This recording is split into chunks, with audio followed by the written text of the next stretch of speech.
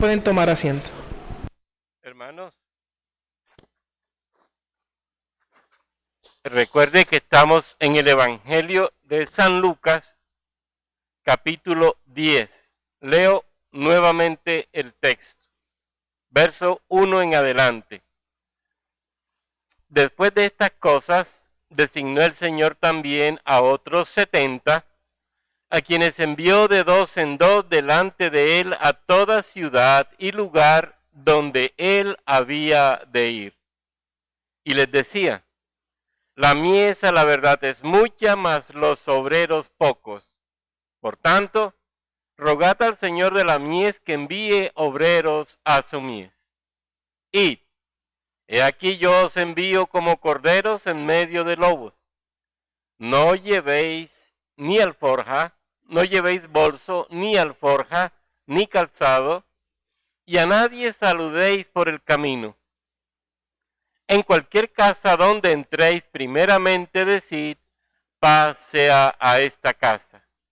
Y si hubiere allí algún hijo de paz, reposará sobre él, y si no, se volverá a vosotros. Y posad en aquella misma casa, comiendo y bebiendo lo que os den, porque el obrero es digno de su salario. No os paséis de casa en casa.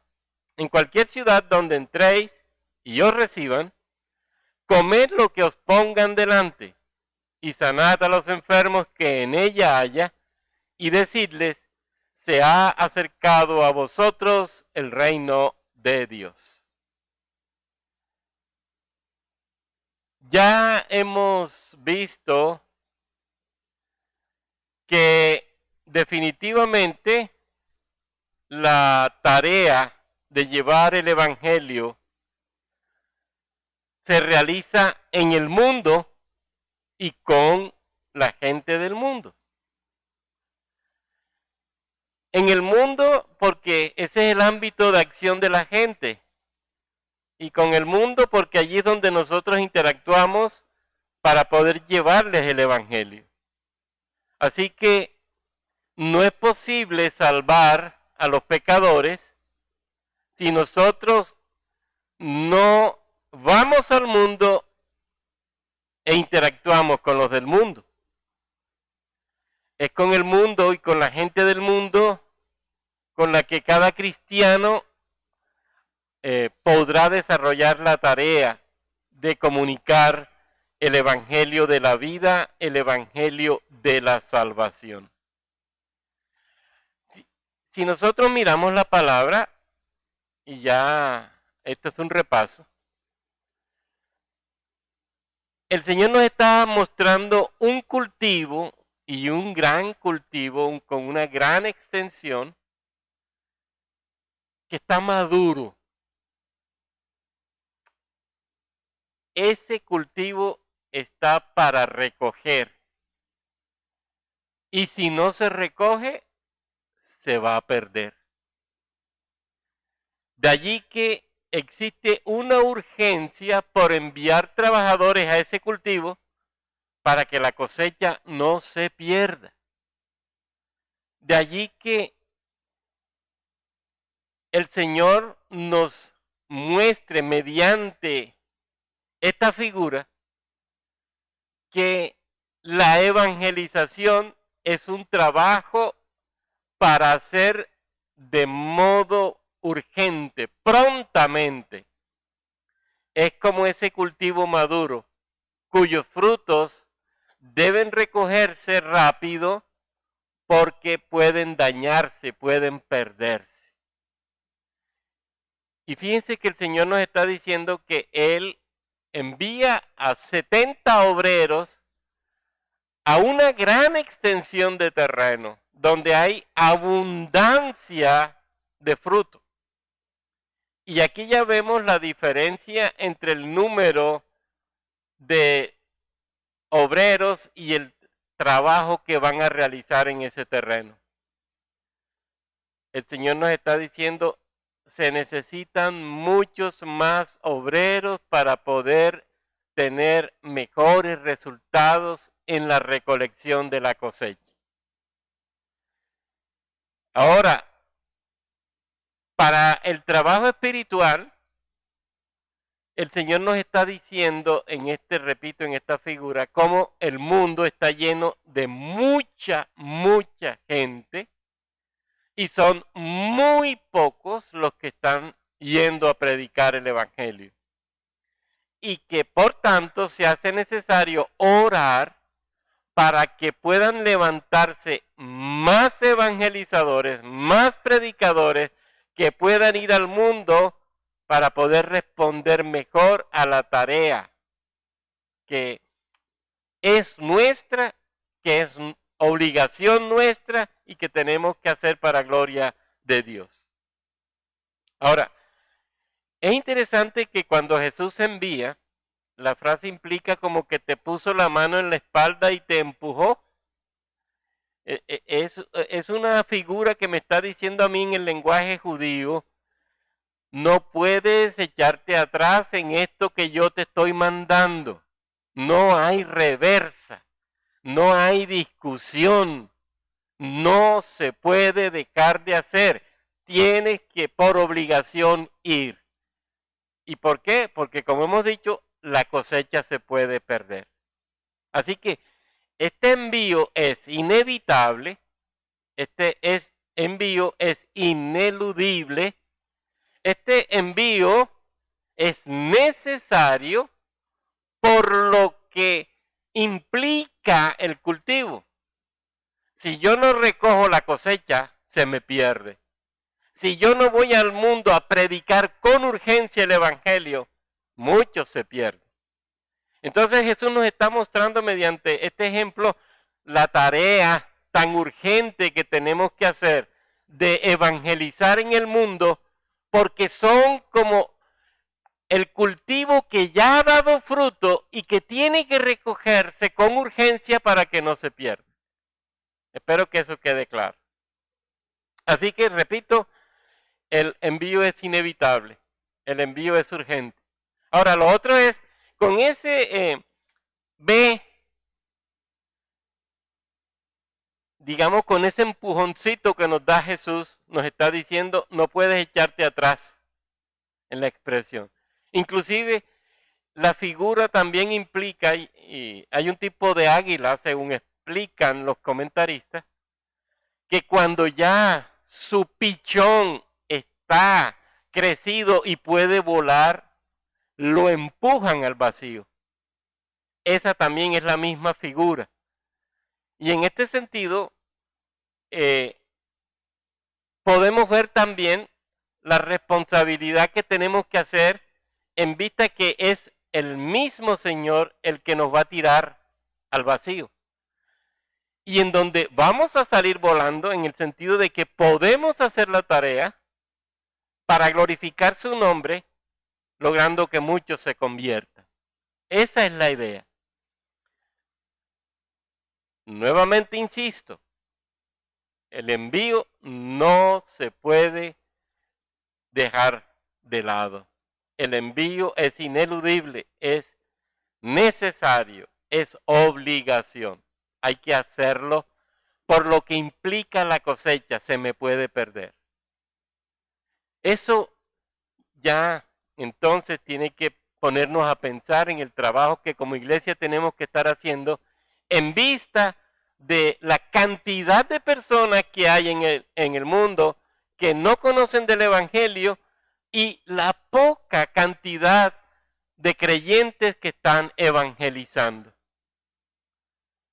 Se nos están muriendo personas sin Dios y por eso la urgencia de mostrarles el camino de la vida eterna.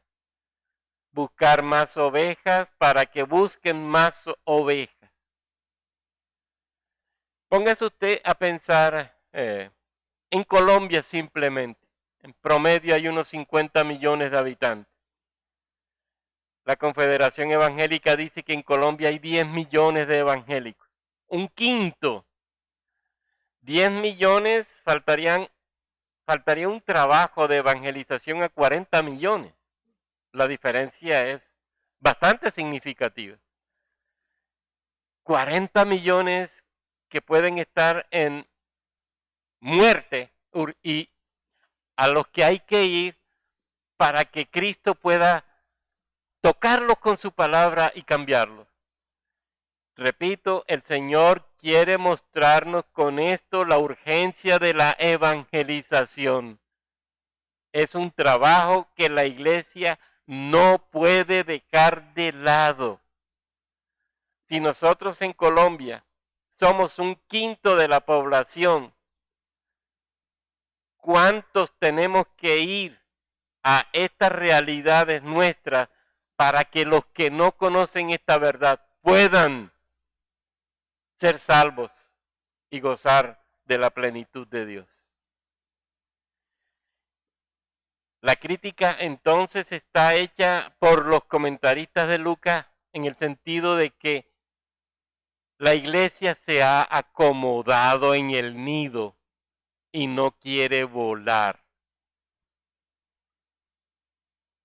No quiere volar. Y es la crítica que hace John Wesley en su época. Él soñaba con esto, dice, ¿cómo quisiera tener 100 predicadores que no teman nada más que al pecado? ¿Cómo quisiera tener 100 predicadores que no deseen más que a Dios? Estoy seguro que con ellos sacudiré las puertas del infierno y lograré que muchos se conviertan para gloria de su nombre. La iglesia se acomodó en el nido y no quiere volar. A pesar de que Jesús nos está empujando y nos está diciendo, ve a evangelizar, ve a predicar. Estamos quietos, estamos reposados. Y precisamente el único organismo que está en la tierra para mostrar la gloria de Dios se llama iglesia. Iglesia, no hay otro. Y es interesante que ese trabajo al que Jesús nos está llamando, dice, será como corderos en medio de lobos. Esta figura entre los judíos era muy clara. Muy clara, ellos entendían muy bien eso. Corderos en medio de lobos implicaba que era una tarea en medio de peligros, en medio de conflictos, en medio de oposición, en medio de persecución. La tarea estaba desde ya, y esto lo deja Jesús muy claro, estaba desde ya marcada con la oposición que se iba a encontrar en el mundo. Pero Jesús nos dice, tienes que hacerlo. Yo voy contigo. Y digo esto por lo que va a decir Jesús más adelante. Él nos va a respaldar, Él nos va a apoyar, Él nos va a guardar, Él nos va a bendecir. Él se va a glorificar en última instancia. No será entonces una tarea fácil, pero hay que hacerla por obligación. La opresión será evidente en el mundo, pero no por eso vamos a dejar de hacer el trabajo que nos corresponde. Ahora, sin duda alguna, lo que Jesús me está diciendo es que a pesar de todo lo que existe y pueda surgir en la evangelización, Él va a estar allí. Y eso es lo que debe interesarnos a nosotros y nada más. Ya lo veremos también más adelante. Ahora, luego de darles ese mensaje de urgencia de evangelizar al mundo en esta enseñanza, a los 70, va a decirles, bueno, les va a mostrar lo que llevarán en la misión. O mejor, lo que no llevarán en la misión. ¿Qué no llevarán? Bolsa, alforja, sandalias. Es una forma de decir en el lenguaje judío, la riqueza de ustedes va a ser su pobreza. Pero una pobreza en donde ustedes descansarán en mi providencia. Era simple Jesús. Y está hablando en lenguaje bien claro para ellos. Pobreza, pero a la vez un trabajo que se hará y que se hará por Jesús, quien manifestará su gloria, siendo providente con los que van. Los enviados van con las manos vacías y con ello están diciendo, dependemos Jesús exclusivamente de ti y en este sentido de ti para todo, no solamente para la obra de salvación de la gente, sino para el sostenimiento del que va en todo sentido.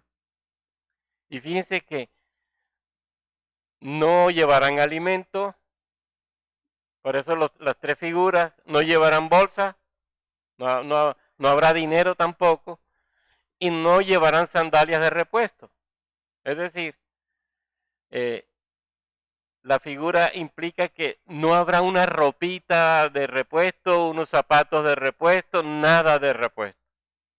Lo que llevan es lo único, y eso basta, según lo que Jesús está diciendo. Austeridad total, porque el trabajo es urgente. No pueden estar pensando en que tienen que ponerse las sandalias, tienen que lavar la ropa, tienen que comprar comida, tienen que cuidar el dinero. No, aquí no hay distracción. Y fíjense otra vez la urgencia de la predicación del Evangelio en medio de una situación de crisis porque se están muriendo los hombres en pecado. Acuérdese de eso. El peor pecado que el hombre sufre no es la pobreza, ni la economía, ni la salud, ni la educación. El peor problema que sufre el hombre se llama pecado. Y contra ese pecado es que Jesús viene a luchar. Contra ese pecado Él viene a entablar una gran guerra. Ahora, este envío, lógicamente, va a ser, con estas características, va a ser temporal. Ya veremos más adelante que la situación cambiará. Él va a hacer la pregunta por allá en el capítulo 22. Cuando los envié sin bolsa, sin alforja, sin calzado, ¿le faltó algo? Y ellos dijeron nada. Y después les va a decir, bueno, ahora van a llevar esto. Y van a llevar hasta espada, la situación va a cambiar. Pero en este momento está preparándolos no solamente para que tengan conciencia de la evangelización, sino para que tengan claridad de que en ese trabajo de Jesús dependerán absoluta y totalmente. No de más nadie, de Jesús, Señor, Salvador y Redentor. No llevarán entonces nada. Y continúa Lucas mostrándonos lo que ellos harán. ¿Qué harán? A nadie saludéis por el camino. Señor, vamos a ser maleducados si nos saludan. No es eso. Lo que pasa es que el saludo judío implicaba muchas cosas. Es como si Jesús les estuviera diciendo, miren, si ustedes se ponen a saludar, de acuerdo con el protocolo judío, perdemos el tiempo. Y eso no puede ser por la urgencia de la misión. Póngase usted a pensar, llega el suegro de Moisés donde Moisés, hola Moisés, ¿cómo estás? Y Moisés le contesta, hola suegro, figúrate. Y empieza Moisés a contarle lo que hizo Faraón, lo que hizo Dios por los egipcios por amor a Israel, el trabajo que pasaron por el camino, cómo los habría librado Jehová. Y eso es una sola parte. ¿Cuánto se demoraría Moisés contándole a su suegro todas esas cosas? Con el simple saludo, ¿cómo estás, Moisés? Es que ese era el protocolo judío, tenían que contar las experiencias específicas para mostrar de que Dios había estado con ellos y se había glorificado. Por eso, mire, mejor eviten el saludo para hacer la tarea tal como yo se las estoy ordenando, con urgencia y con responsabilidad. Por eso, nada de saludos. No pueden hacerlo porque perderían oportunidades extraordinarias para llevar la verdad de Dios a tanta gente. Eso es indispensable. Después dice Lucas, y en cualquier casa donde entréis, primeramente decid shalom en esta casa. Acuérdense el shalom judío. Que el Señor esté en paz contigo, que tú estés en paz con el Señor, que tú estés en paz con la naturaleza, que tú estés en paz contigo mismo, que tú estés en paz con los demás. Shalom. Era una forma común, normal, de saludarse entre los judíos. La paz. Pero una paz que implica muchas cosas, que no es sino un sistema de vida producto de lo que se hace en la gracia de Dios. ¿Y cuál es la respuesta? Dice aquí, pasa a esta casa, si hubiera algún hijo de paz. Acuérdense la solidaridad de los judíos. El judío, por naturaleza, era solidario. No había en aquel tiempo hoteles donde uno quedarse si uno llegaba a una ciudad. Y la gente en general era solidaria. Tenía yo que irme a las estoas de las entradas de las ciudades, a las puertas de las entradas de las ciudades, para buscar a aquellos que brindaban hospedaje e irme con ellos y quedarme en su casa. Y esta gente me recibía con alegría y con responsabilidad y me brindaba todo lo necesario. Son gente que quieren hacer bien, bendecir al otro. Esos son los hijos de paz. Y dice el texto, si alguien, hijo de paz, está allí, la paz reposará sobre él. Es una forma de decir, realmente este hombre está cumpliendo con lo que la paz implica, con lo que la paz significa. Y si no, se volverá a vosotros. No quiere decir que este hombre sea cristiano, ojo, sino que cumplía con todo aquel protocolo que implicaba ser hijo de paz, es decir, una persona sociable, solidaria, servicial, atenta, etc. Normalmente en aquel tiempo eso era una obligatoriedad. Acuérdese que la Biblia habla mucho de la hospitalidad. En ese sentido, los judíos y la gente en general de aquel tiempo apuntaba a este tipo de acciones. Así que le dice, y si hay un hijo de paz, si no la paz se volverá a vosotros. Es decir, en última, este es un hipócrita que no está cumpliendo con los protocolos que significa ser hombre de paz. Por tanto, lo que él dice es mentira, y si es mentira, se puede condenar. ¿En qué sentido? Acuérdese que si los judíos no cumplían con lo establecido, eran sancionados por ley. El servicio, la atención, eh, la amistad, era algo que no podían ellos evadir. Y repito, no eran cristianos, sino que estaba dado para ellos como una forma de vida. Así que es una forma de predisposición humana, digámoslo así, natural, para hacer este tipo de cosas. Cumplo con eso. Entonces realmente la paz puede llegar a mi casa. Y acá el sentido, hay comentaristas que dicen que la paz puede llegarle a él de otra manera. ¿En qué sentido? En la paz de Dios. ¿Cómo? Siendo hijo de Dios mediante la evangelización. Porque yo voy a estar ahí. Voy a vivir con él. Y hay posibilidades de que tenga la vida este hombre. De que tenga la salvación. De que tenga la oportunidad de escuchar el evangelio y se convierta y viva. Así que es un trabajo que en definitiva, el que hace el evangelista es un trabajo que en definitiva apunta a que todo el que ellos visiten, y particularmente en una casa, logren la vida. Y fíjense que el trabajo empieza en casa. Llegar a una casa y quedarse allí para evangelizar, para hacer todo un trabajo de predicación del evangelio. Porque ya veremos que aquí viene un problema. Fíjense el verso 7.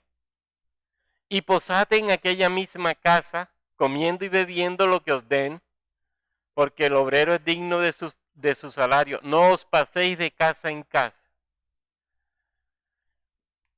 En aquel tiempo también existían falsos predicadores que se aprovechaban de eso para sacar beneficios a su trabajo. ¿Y qué mejor beneficio que ir a casa donde las condiciones sean buenas y yo pueda recibir más y estar mejor y salir mejor librado en todo sentido? Pues lo que está diciéndole Jesús aquí es, quédate ahí. No vas a exigir absolutamente nada. Lo que te den para comer, comerás. Lo que te den para beber, beberás. Y esa será una forma de tú recibir tu recompensa. Y lo otro, no por el hecho de que en esa casa no te den lo que tú querrías o lo que a ti te gusta, vas a cometer el error de los falsos predicadores que se irán a otra casa para buscar mejor comida y mejor estar. Esto implicaba inclusive la dormida. Porque es probable que no tenga la mejor cama. Inclusive es probable que no tenga cama, porque en aquel tiempo eso no era común. Y que simplemente tenga un pedazo de tela en el piso y ahí duerma. No vas a irte a otra casa. Te quedarás ahí. Miren cómo Jesús está desarrollando todo un proceso de formación espiritual para el trabajo de la evangelización. Interesa predicar, interesan las personas, no me interesa lo que yo pueda recibir de ella, lo soportaré por el amor a Jesucristo, por el amor a la predicación, por el amor a la evangelización. Eso es lo prioritario. Y si me toca comer poco, porque hay poco, como poco, y si me dan comida que no me guste, la idea es te la vas a comer. Porque no hay peor cosa que rechazar a una familia la comida que le brinda a uno. Así que eso era obligatorio. No puedo rechazar la comida, tampoco la puedo rechazar. Y no puedo salir de esa casa porque será un doble desprecio, no solamente por la comida o por la dormida, sino por, caramba, quiero estar en otro lugar. No, no. Y Jesús lo que me está diciendo es, haz tu trabajo con urgencia, haz tu trabajo con conciencia, yo te sostendré en mi gracia. Así que esto no es de estar pensando que voy a dormir bien, que voy a comer bien.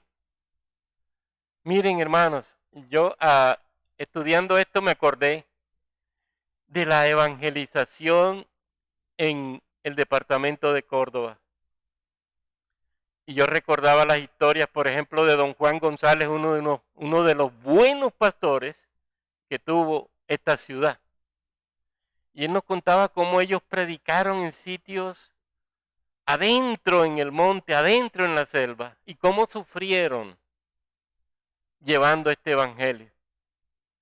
Y en aquel tiempo él me decía, a nosotros, con otro pastor conocido también, Manuel Hurtado, que ellos dos ya murieron, y él decía, nos pagaban 20 pesos, eso era lo que nos daban.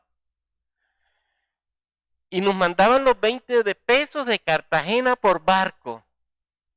Él dice, cuando esos 20 pesos llegaban, ya nosotros debíamos 3 meses. Y nosotros mismos teníamos que estar satisfaciendo nuestras necesidades por nosotros mismos con tal de terminar la obra que habíamos empezado. Esos hombres la sudaron aquí en Montería haciendo el trabajo de evangelización. Y gracias a que Dios los utilizó, hoy Montería tiene muchas iglesias y mucho evangelio. Y no solamente Montería, Córdoba. Eso es. Aquí en esta iglesia estuvo el pastor Kid Maddy. Y él nos comentaba la experiencia en África. Y él me decía, yo comía de todo, hermano. Yo no preguntaba qué comía. Porque si yo preguntaba qué comía, no comía. Simplemente comía. Y me tocaba dormir en el suelo. Él nos contó eso es conciencia de la evangelización. Me interesan las personas. Dios se hará cargo de mí, de lo demás. Me interesa salvar al pecador. Me interesa llevarle la vida eterna.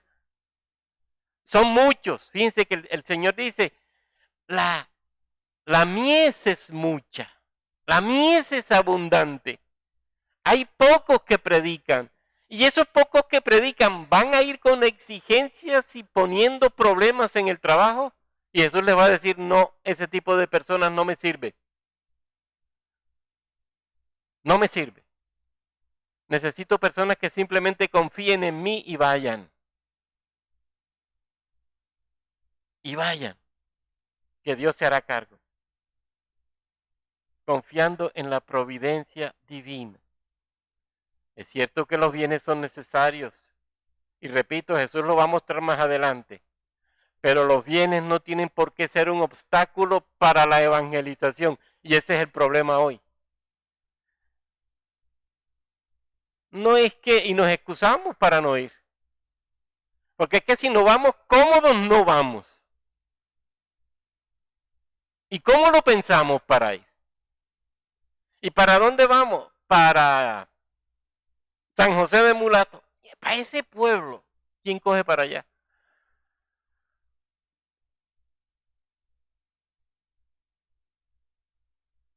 El corazón del siervo de Dios siempre está dispuesto para hacer su trabajo donde Jesús lo mande. Y solo lo mueve la conciencia de hacer ese trabajo y no otra cosa. No está pensando en otra cosa. Fíjense que hasta les prohíben Jesús buscar mejores alojamientos y buscar mejor comida. El mismo encargo que Jesús le hizo a los 12 en Lucas 9, el mismo. ¿Y qué es lo que está mostrando? Que si yo asumo la orden de Cristo, ¿qué le estoy demostrando a Él? Que quiero servirle, que me preocupan los que están en el mundo perdiéndose, que quiero glorificarle y depender de Él en ese trabajo. Y que lo hago con todo el corazón, para gloria de su nombre. El evangelista, el predicador, nunca será una carga, nunca será una carga, por regla general, para las familias donde el Señor le mande. Si comemos arroz solo, arroz solo. Ay, es que yo estoy tan acostumbrado, mejor no vayas.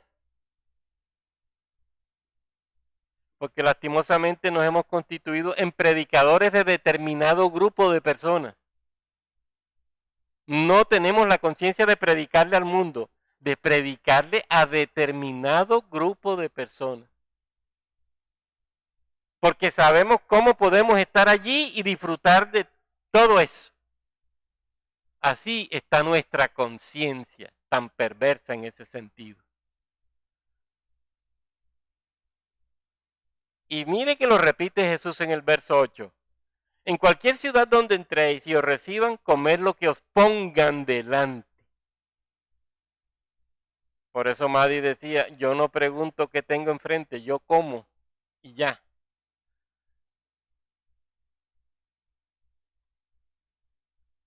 Fíjense, y aquí ya nos hablan no de una casa, sino en cualquier ciudad ahora. Porque ese era el otro problema. Yo no salgo de esta casa para irme a otra casa a vivir en la misma ciudad donde estaba predicando. No, yo si salgo de esa casa, salgo para otra casa, pero en otra ciudad.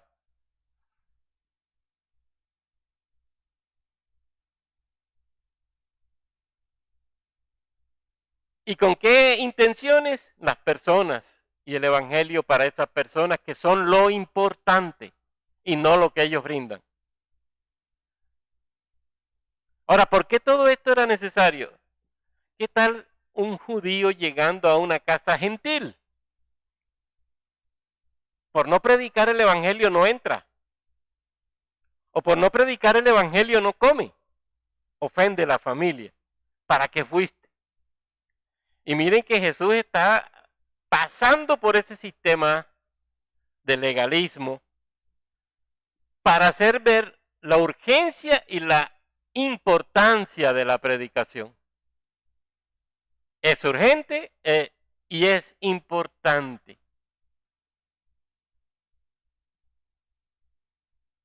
Nos está llamando entonces Jesús a una tarea que necesitamos hacer porque el fruto se puede perder. El fruto se puede perder. La mies está madura. Miren, nosotros lo vivimos a diario. Ya casi viene la cosecha de mangos. Ya casi. Y vemos aquellos mangos en el árbol que están para coger y no los cogemos. Se nos pasan los días y cuando volvemos, el patio está amarillo del mango. Y ya muchos mangos están podridos, dañados, pisoteados, comidos de animales. Eso es lo que Jesús quiere que nosotros evitemos, que se pierda uno. Que se pierda uno. No, no es posible que se pierda uno. Hay que predicarles.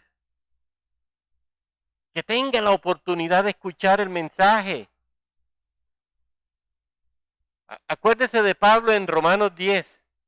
¿Cómo van a oír si no hay quien les predique?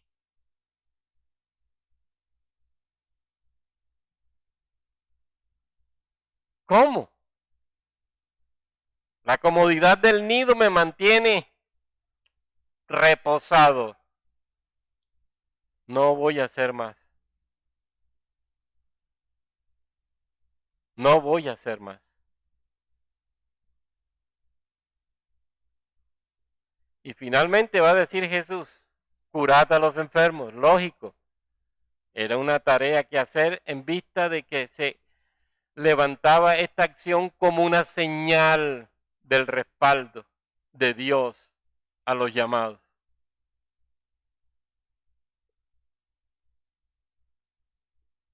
Y decirles, el reino de Dios está cerca. El reino de Dios está cerca. Se acercó, ya está entre ustedes. Y más que el reino, el reinado, como diría Nestlé, el reinado de Dios, el gobierno de Dios entre los hombres. Eso es. Vino Dios a reinar en Cristo al corazón de los hombres. Eso es lo que Cristo quiere, para que con ellos disfruten de la vida y no mueran en su pecado. La responsabilidad del misionero entonces se ve cumplida en este anuncio. Cristo murió por nosotros. Cristo fue sepultado. Cristo resucitó por nosotros. Cristo ascendió a los cielos por nosotros. Cristo fue exaltado en los cielos. Cristo vendrá por nosotros, tal como Pablo lo predicó. El mensaje es Cristo mismo para la salvación del hombre. No puede ser otro. Y por eso, en la medida en que esa predicación se dé y la conversión se dé, el reino comienza a ser real en el corazón de los hombres. Es un reino ya, pero un reino todavía no. Ya porque Cristo está en nuestro corazón, pero todavía no porque no se ha consumado en la eternidad. Eso es claro.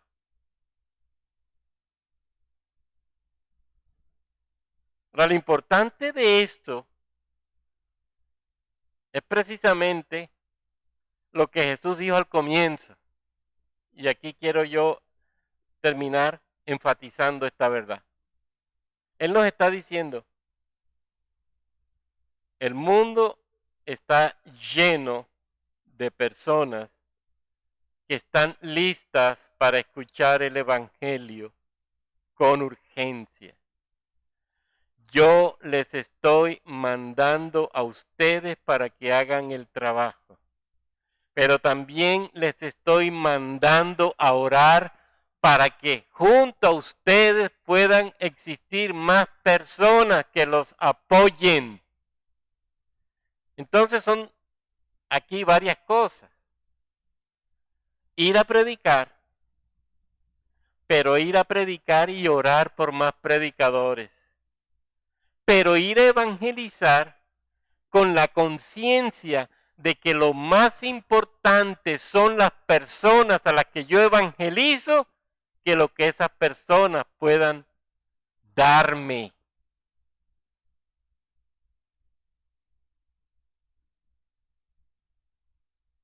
Eso es clave.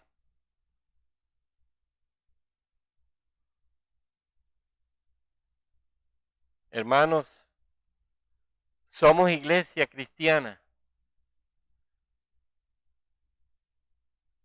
¿Acaso no hemos sentido el empujón de Cristo Jesús diciéndonos, predica? ¿No lo has sentido? ¿O tendrá que hacer como el ejemplo del águila esta que nos tira al vacío a ver si volamos para hacer el trabajo? Acuérdate, quedan más de 30 millones de colombianos por evangelizar. Este es el informe de Sedecol, la Confederación Evangélica de Colombia. De esos 10 millones, ¿cuántos están predicando? Hablo de cristianos evangélicos. De esos 10 millones, según Sedecol, ¿cuántos están predicando? ¿Cuántos estamos predicando? Y si vemos nuestra realidad, ¿qué podemos decirle al Señor? Estoy cumpliendo, Señor, la tarea que estás mostrándome en tu palabra. O simplemente desarrollo un trabajo muy quieto y muy reposado en la iglesia y nada más. Nos acomodamos al nido otra vez. Fíjense que la gran comisión es contundente y está en un imperativo que es continuo. Ustedes que están yendo, manténganse yendo. Es decir, aquí no podemos dejar de hacerlo. Es un vayan, pero ya lo estoy haciendo, pero debo seguir haciéndolo. Es decir, no puedo detener la acción. Evangelizar, bautizar, enseñar. No puedo dejar de hacerlo. ¿Qué conciencia tenemos nosotros de cristianos frente a esto?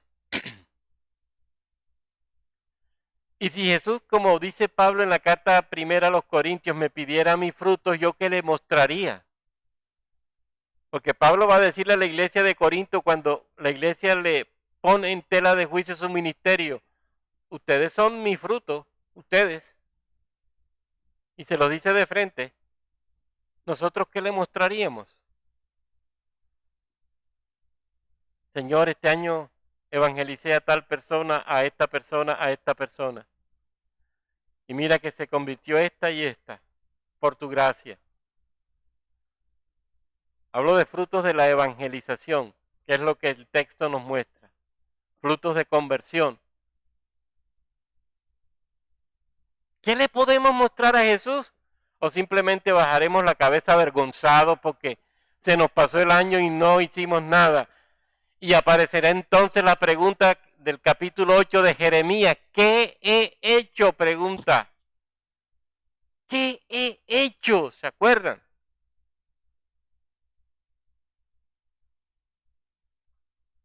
Y entonces responderé como el Evangelio. Voy a cortar la higuera. Señor, dame un añito más. Espérate, Señor, todavía no, dame un año más. De pronto, si en este año yo me esfuerzo, hay abono, hay esto, hay fruto. Y si no hay fruto, le dijo el tipo, dice el joven de la parábola, ya la cortarás. ¿Qué he hecho? Porque ese cuestionamiento es para nosotros. Y no nos avergüenza un sistema de vida en donde no hay frutos de ese tipo. Porque nos quedamos cómodos. Y a mí que el pastor no me llame y que no me comprometa, que me deje afuera. No, quien llama es Jesús y te llama por su palabra. Hoy te está llamando. Es cierto que debe haber un orden en la iglesia. Pero el que pone en el ministerio es Él. Y primero hay conciencia de ministerio en la persona antes de ir al pastor a decir, pastor, mire, porque Cristo ya hizo la obra. Hermanos, pensemos seriamente en este trabajo. No estamos aquí de lujo para llenar bancas, para tranquilizar nuestra conciencia religiosa. Ya fui al culto el domingo, al estilo católico. Y llega la semana entrante y no hice nada en toda la semana, y llega la otra y no hice nada en toda la semana, y llega la otra. ¿Y en qué estoy convertido? En un católico más, o mejor, en uno que se parece a los católicos. No, es que nosotros no somos ritualistas. ¿Y no te parece que esa es una forma de ritualizar la vida? Ir a un culto y nada más, y no hacer nada. Pastor, pero es que yo oro, yo leo la Biblia, sí, pero es que hay una orden.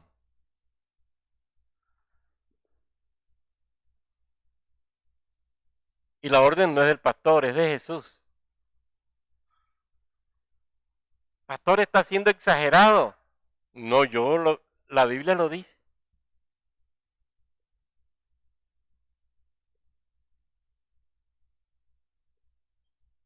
Es que usted no nos entiende. La Biblia que dice. Caemos en eso.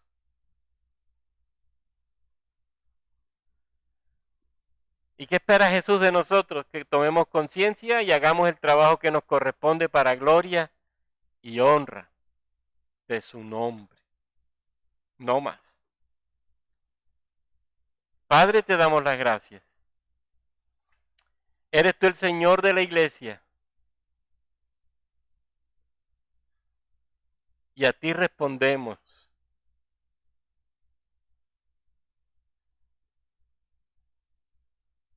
Cuando miramos estas cosas, cuando estudiamos estas cosas, terminamos avergonzados. Y terminamos avergonzados delante de ti, porque el trabajo que hacemos en la evangelización es muy pobre.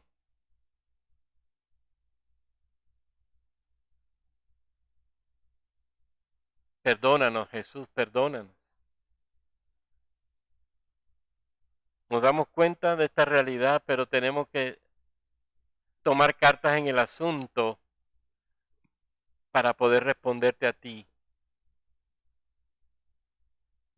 con conciencia cristiana, con responsabilidad cristiana y para gloria tuya. Gracias por esta palabra, gracias por ponernos esta verdad en nuestra conciencia y que tu Espíritu Santo sea quien nos convenza para hacer lo que tenemos que hacer como llamados, escogidos, redimidos, justificados en ti. Oh Dios Trino y Dios Uno, a ti la gloria, la alabanza, la adoración por siempre. Amén. Hermanos, enseguida vamos a compartir la cena del Señor.